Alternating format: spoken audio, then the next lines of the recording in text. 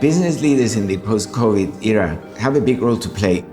COVID is pushing us in the direction of the new technology faster than before. People don't change the way they behave. Businesses and other institutions don't change the way they behave.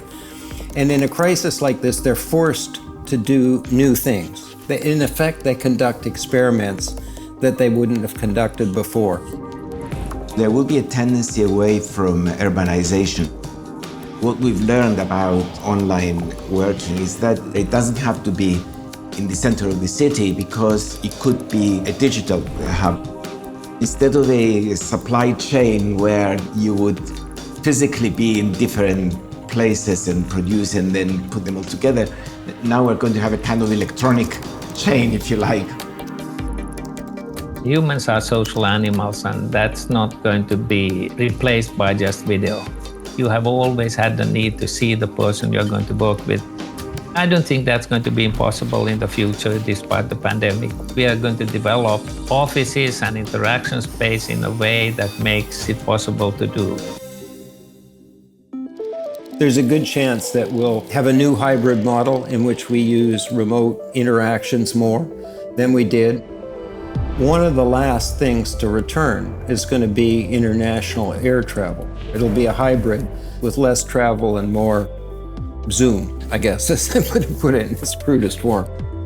Companies will have to learn to see work and education as part of their responsibility. The workers need to be constantly updating it, and they are sort of paid partly to do that on the job. The idea, I don't need my workers now because so many things can be done by robots and AI, therefore just pay them less. If they don't like it, kick them out of work. It's not good for any company to be doing that.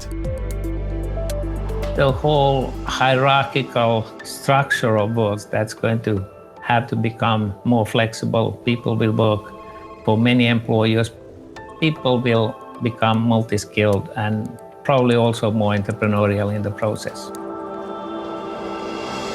So the International Labour Office had sort of standards of work like no child labour, which are the basic things that were introduced some time ago, and every country adheres to that.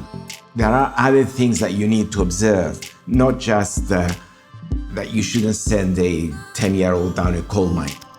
Look at pay inequalities within the workplace. You can give tax incentives to companies so that they don't have huge inequalities between top and bottom.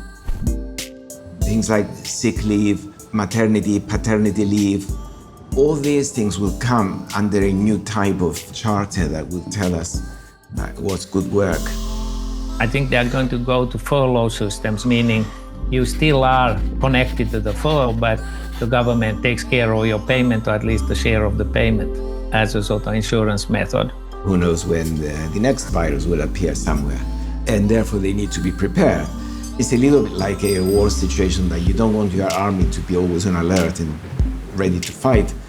But at least what we learn is that you should have a plan on how to mobilize within days and be prepared to deal with an emergency situation. To use the language of statistics, this crisis is not a mean reverting event.